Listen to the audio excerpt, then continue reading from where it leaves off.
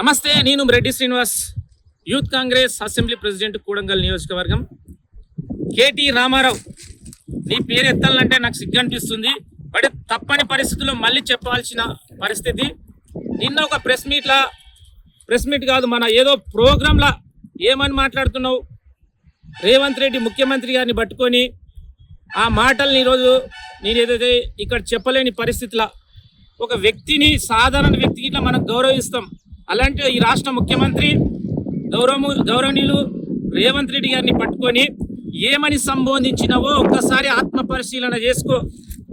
దానితో పాటు మరి ఒక అబండం, మీనాక్షి నటరాజన్ గారు అప్లికేషన్ విషయంలో దగ్గరుండి మోసం చేసి బీజేపీ వాళ్ళకి లీక్లు ఇచ్చింది ఎవరు? రేవంత్ రెడ్డి గారు అని చెప్తున్నావు. సిగ్గుశరం ఉండాలి. బీజేపీతో లొత్తుగా మారి తెలంగాణకు రావాల్సిన ఏదైతే సంపదని, ఏదైతే మన హక్కు రావాల్సిన అనేక విషయాల పట్ల ఈరోజు మీరు లొత్తుగా మారినరు. మీరు ఈ 10 ఏళ్ల కాలంలో బీజేపీని ఎన్నిసార్లు కాళ్ళెత్తినరో మాకు తెలుసు, తెలంగాణ ప్రజలకు తెలుసు. ఇంకోటి వెన్నుపోటు అన్నావు కదా. వెన్నుపోటు అనేది ఇదేదో ఎక్కడున్న నీకు జస్ట్ ఆరోపణ మాత్రమే చేస్తున్నావు.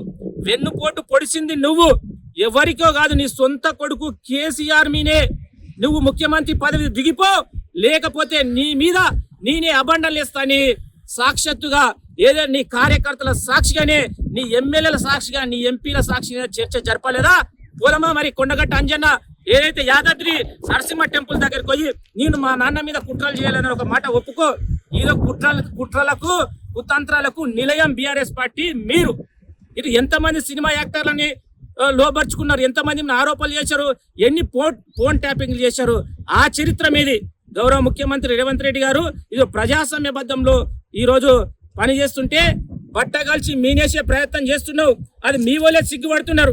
రేవంత్ రెడ్డి ఎందుకు మాట్లాడుతావు? బీజేపీ వాళ్ళతో ఎందుకు మీనాక్షి మీద ఎందుకు కుట్రలు చేస్తారు? ఇది కేవలము కేటీ రామారావు దిమాక్ లేకుండా మాట్లాడుతున్నారని మీ వాళ్ళే మాట్లాడుతున్నారు. ఇలా సిగ్గున తెచ్చుకో. ఇప్పటికైనా కొంచెం సిగ్గుతో మాట్లాడు. ఏం మాట్లాడుతున్నావు? ఓసుతో మాట్లాడు. కొంపదీసి ఏమైనా గంజాయి దాగి మాట్లాడుతున్నావా, డ్రగ్స్ తీసుకొని మాట్లాడుతున్నావు అని ప్రజలు అనుకుంటున్నారు. ఆరోపణ చేసినప్పుడు కొంచెం ఒక సత్యం ఉండాలి. ఆ సత్యాన్ని కొంచెం ప్రజలకు చెప్పి ఒక ఆస్కారం ఉండాలి. ప్రజలు నమ్మే విధంగా కొంచెం ఆలోచన చేసి మాట్లాడాలి. ఖబర్దార్ బిడ్డ, ఇంకొకసారి గౌరవ ముఖ్యమంత్రి గురించి, కాంగ్రెస్ పార్టీ గురించి ఇంకొకసారి అవాకులు చెవాకులు మాట్లాడితే తప్పని పరిస్థితిలో మేము ఏం చేయాల్సిందో అది చేస్తాం. ఈ రోజు మా యొక్క రాహుల్ గాంధీ కావచ్చు, మా యొక్క శ్రీమతి సోనియమ్మ కావచ్చు, మా మీనాక్షి నటరాజన్ కావచ్చు, రేవంత్ అన్న పాలన చూసి శబాసాని 100కు 100 మార్కులు వేసిన చరిత్ర. వాళ్ళ మధ్య జరిగిన, మా కాంగ్రెస్ పార్టీ మధ్యలో జరిగిన గొప్ప సంబంధాన్ని దెబ్బతీసే ప్రయత్నం చేస్తున్నావు.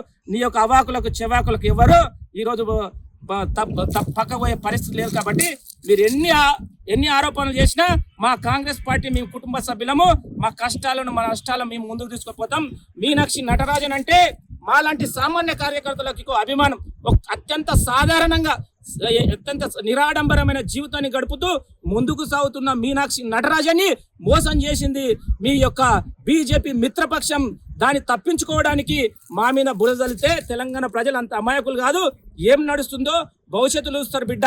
మీరు ఎన్ని అబద్ధాలు మాట్లాడినా రేవంత్ అన్న ప్రజాక్షేత్రంలో ఈరోజు తెలంగాణ ప్రజలకు ఏం చేయాలనే ఆలోచనతో ముందుకు పోతున్నాడు. కాబట్టి తెలంగాణ ప్రజలారా, ఇలాంటి వ్యక్తులకు ఇట్లా భవిష్యత్తులో మరింత శక్తినివ్వండి, మరింత గొప్పగా పనిచేసే అవకాశాన్ని కల్పిస్తారని కేటీ రామారావు ఇప్పటికైనా కొంచెమైనా బుద్ధి తెచ్చుకో.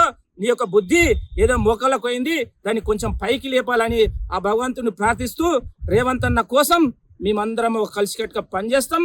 10 ఏళ్ళు ఖచ్చితంగా ఈ రాష్ట్ర ప్రజలకు రేవంత్ అన్న మరింత శక్తివంతంగా పనిచేయాలని ఆ భగవంతుడు ప్రార్థిస్తూ, జై కాంగ్రెస్, జై రేవంత్ అన్న, జై తిరుపతి అన్న.